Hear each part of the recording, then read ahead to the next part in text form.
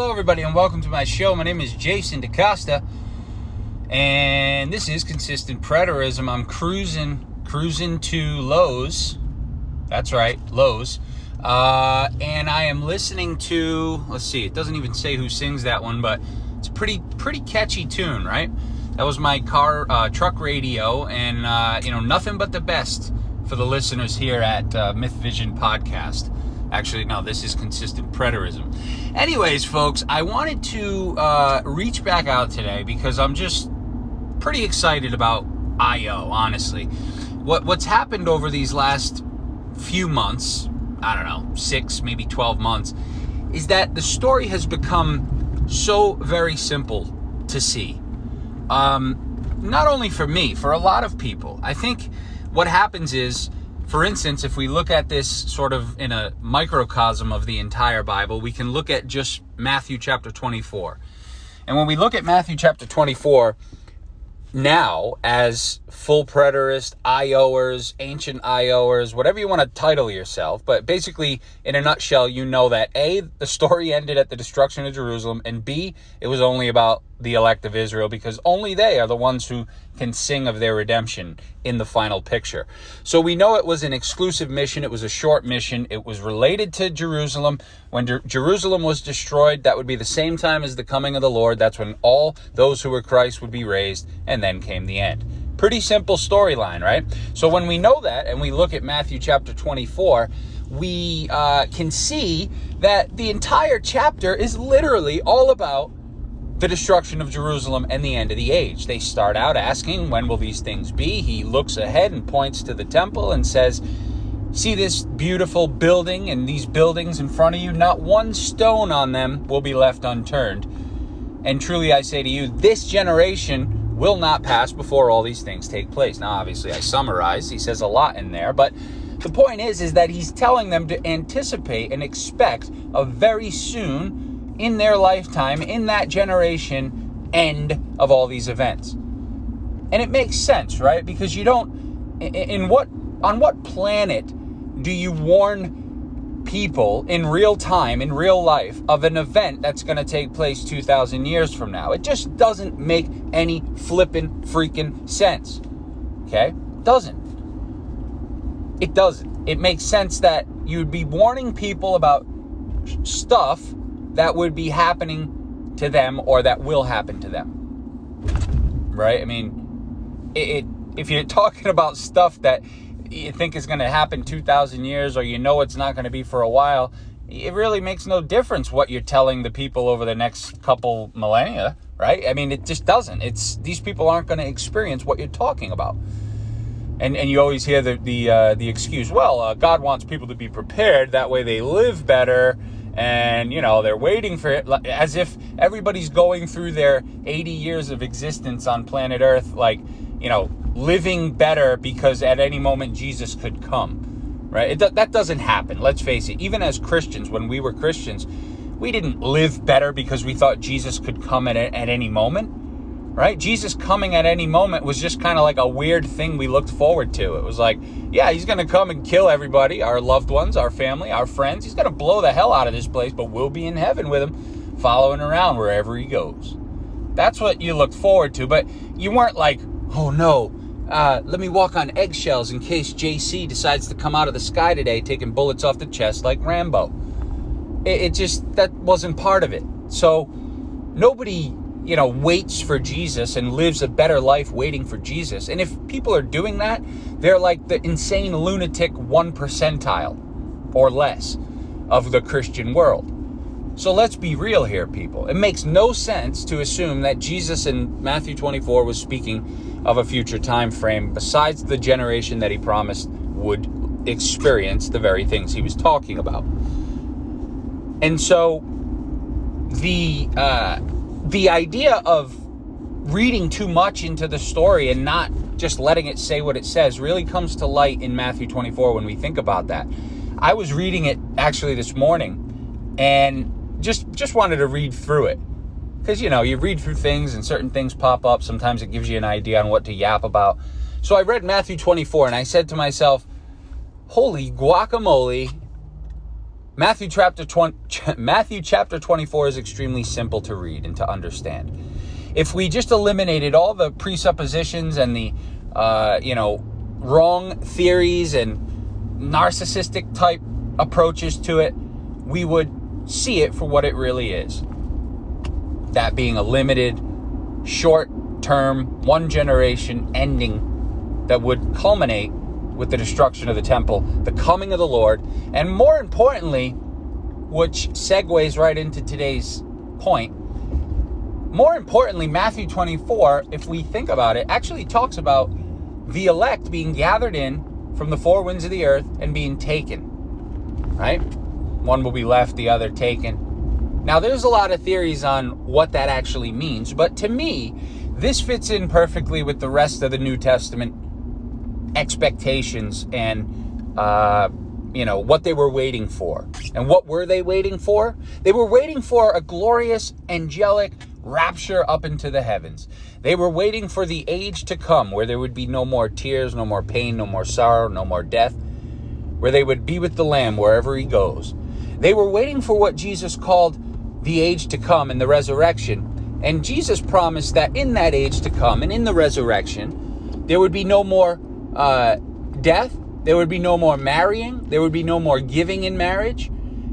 And the reason is because it says that they would be like angels in heaven.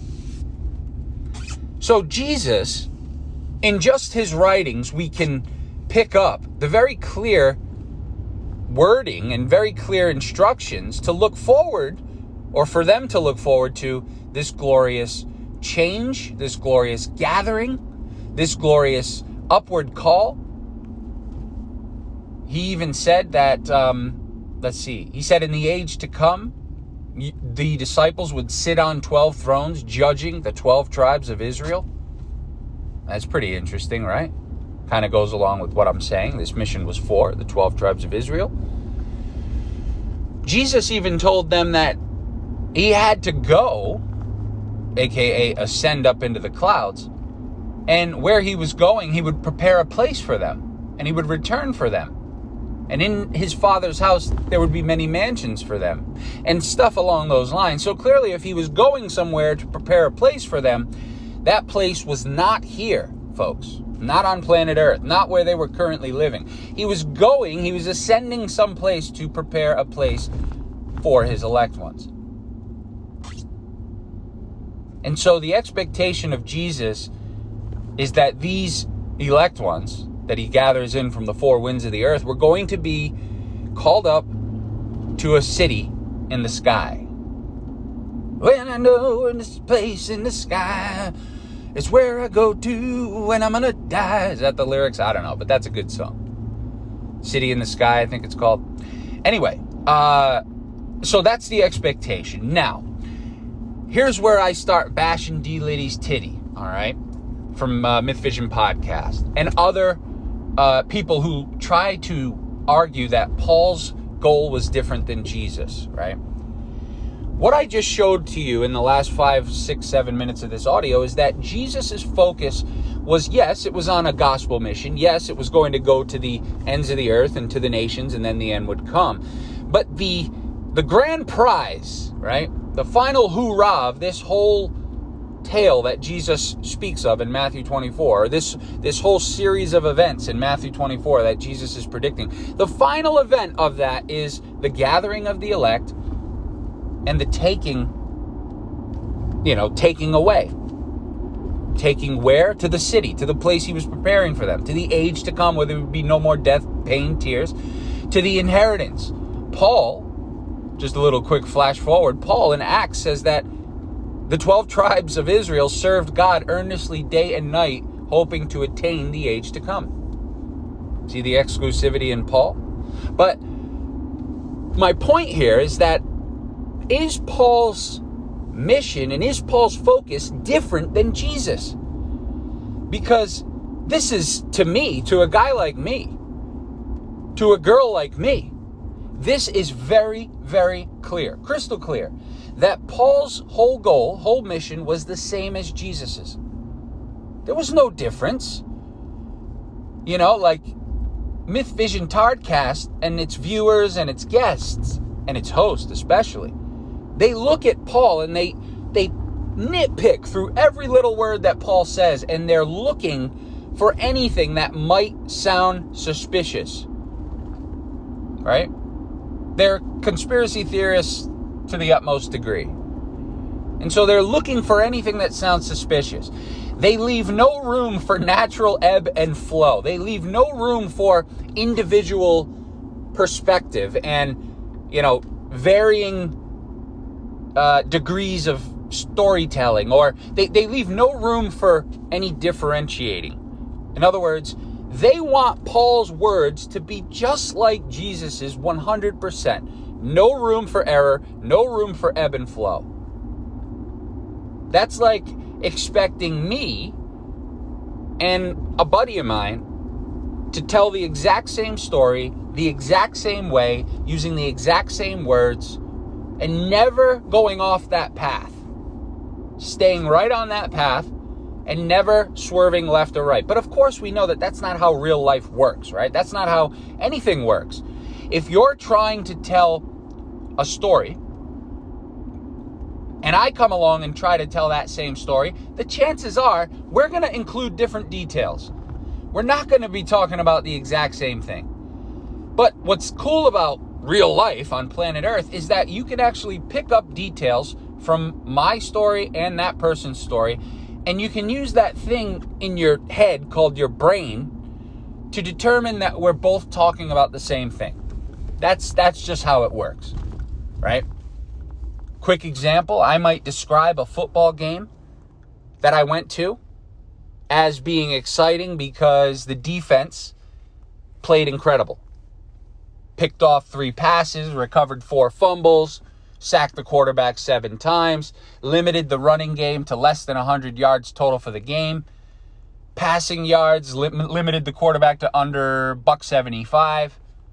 Just an all-out defensive battle, held him to 3 points. That's how I might describe the game. But Joe Schmo from Idaho, who was at that same game, he flew in from Boise, he might describe that game completely different. Joe Schmo might be more interested in the offensive side, right? Like, wow, this offense was incredible, right? Speaking of our offense. But I'm focused on the defense. But the point is that we're both talking about the same game. We're both talking about that absolute dominating performance, offensively and defensively, but we use different words, different phrases, different key points, different topics to describe the same thing. Now, you're probably scratching your head saying, no shit, dude, like, that's pretty obvious, right? But you would think it would be obvious, but it's not obvious to guys like D. Liddy's Titty, okay? D. Liddy's Titty, otherwise known as Derek Lamhurt, he believes that Paul's words are different than Jesus's. He believes that there's no room for any ebb and flow or differentiating between storytellers. It's got to be the same, according to D. Liddy's Juicy Titty. Okay? Now, here's the deal. Was Paul's expectation the same as Jesus? Did Paul expect the same glorious upward call that Jesus put forth? And when did Paul set that expectation? Right? I mean, these are all points that would just blow the lid off an argument with one of these dudes, right? They're just so ridiculously over-professional, it's not even funny. Let me take a swig of this water. And by over-professional, I mean, if you look at some of the guests that have come on his show over the last couple of years, and to be totally honest, on my soul, I've probably sat through maybe 5 interviews on Myth Vision Podcast, besides the one I did myself. 5. Obviously, Richard Carrier I had to sit through because I beat the hell out of that argument. Bob Price, I've listened to a couple, but probably 5. A couple other professors that might have piqued my interest. But the point that I want to make here is that when these guys are yapping, right, and boy can they yap, and they're full of useless information and knowledge, right? When they yap, they completely overcomplicate things that are so very simple. And you can't really blame them, because that's what Christianity has done for so long. They've overcomplicated this story. They've made it into something that it never was about. So these people overcomplicate the story. They miss the entire point of the story. They miss the simplicity of the story, which is its beauty, actually. It's beautifully simplistic. And its contextual accuracy is flabbergasting, to say the least. The way it all pieces together. So they miss that. And they overcomplicate. And they're totally way too technical and looking at so many different things to come to a conclusion, when in reality they don't need to look any farther than what the story says. So Derek's argument that he hinges everything upon, and that it's not an argument because it's already been beat to hell, but is that Paul was different than Jesus. Paul's goal was different. Paul was here to, create peace between Jew and Gentile. Paul was here to, create a religion that would actually begin in the first century rather than end, which is crazy if you know what Paul actually says in his letters. But Derek's whole argument is that Paul was on a different wavelength. Paul was clearly used as a vessel from maybe the Roman Empire, or something was going on with Paul, right? The creating Christ theories and all this stuff. James Valiant beat the hell out of that one too. Google Jason DaCosta destroys James Valiant and you'll see. So he thinks Paul's up to no good, or at least not on the same path as Jesus. But what did Paul say? Bearing in mind what I told you that Jesus said, and what we know that Jesus said in the Gospels. What did Paul say? Was Paul's goal the same as Jesus's? Can we align what Paul looks forward to with what Jesus looked forward to? Can we align what Paul said was going to happen to the saints with what Jesus said was going to happen to the saints? Abso-freaking-lutely we can. Very quickly, I'll give you a quick rundown of why that is so. But of course, you can do your own research, and I recommend you do. Paul preached a very near end. He absolutely did. In fact, in Corinthians, the letter to the Corinthians, he told them that if they were married, to live as though they were not, and that if they had possessions, to regard them as though they did not exist. And he gave them a reason. He said, because the time is short. Now, let's see. If Paul's whole goal, like Derek assumes, ASS, capital, assumes, was to create a new religion, or was to, start some kind of eternal bond between Jew and Gentile, holding hands, singing songs about being best friends, right? If that was Paul's goal, then what the freak is he talking about here that the time is short? What time is short? Now, if you're a full preterist, you'll say, well, the time was short for the Old Covenant, but that doesn't mean that the time was short for the gospel. Nonsense. The gospel would go to all nations, and then the end would come. That end that Jesus predicted was the same end that Paul had in mind when he said the time was short.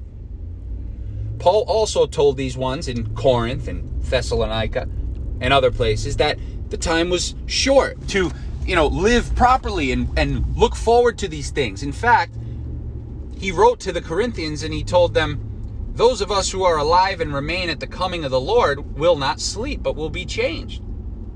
He told the Thessalonians that some of us will remain, or, the same thing Jesus said. Jesus in Matthew 16 said, some of you standing here will not taste death before I return.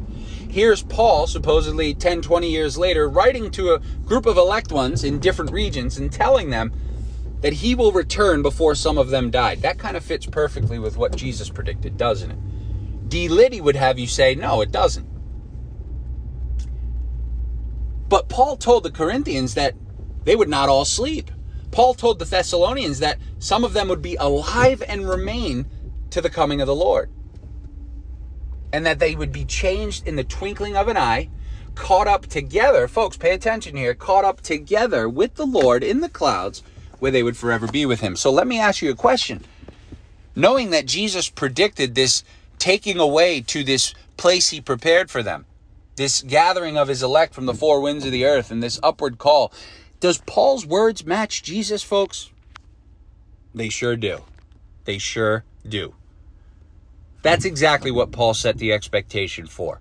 A very soon gathering of the saints. He called it the upward call, the prize of the upward call. That's what they were waiting for and persevering towards.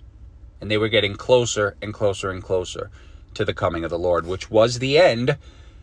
What did Paul say in 1 Corinthians? The order of the resurrection, the whole thing everybody thinks they're part of, the order of the resurrection. Christ the first fruits, so that's Christ first. Then those who are Christ's at his coming. Then comes the end. Think about how clear that is. Then those who are Christ, that means all those who are Christ's, when? At his coming, and then comes the end. Isn't that the same end that Jesus predicted in Matthew 24 when he said this gospel will go to all nations and then the end will come? Of course it's the same end. And of course he encapsulates that within this generation and the lifetime of those standing before him, because it coincided with the destruction of Jerusalem, which was the coming of the Lord in flaming fire and judgment upon his people and those who disobeyed him. That's what they were looking forward to. That's it.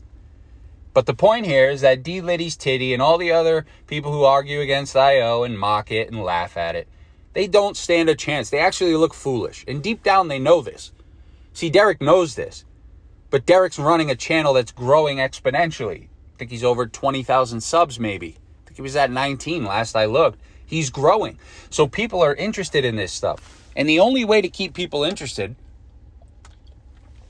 pardon me, water is good. The only way to keep people interested, folks, is to have different topics, have different guests, explore different theories, and of course, most importantly, play dumb as if I.O. isn't the answer. If Derek agrees and admits that I.O. is the big daddy, which it is, then he would lose credibility, he would lose subs, he would lose views, he would lose money. And if you don't think money's important to Derek, you can look at, someone brought this to my attention, you can look at the birthday video he did. I'm not sure. Someone said it was a birthday video recently, I guess. And he's like begging for super chats in it, like telling people it's my birthday, you can super chat me. So listen, if you think Derek's not in this for the dollar, you're crazy. Personally, I wouldn't be able to lie like that. I wouldn't be able to, take people's money like that, knowing what I know.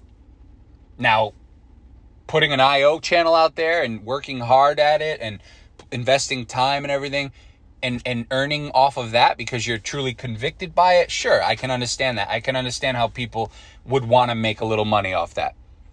And no, that's not me saying I'm going to do that. I ride around in my truck. This doesn't cost me anything. This is actually fun for me.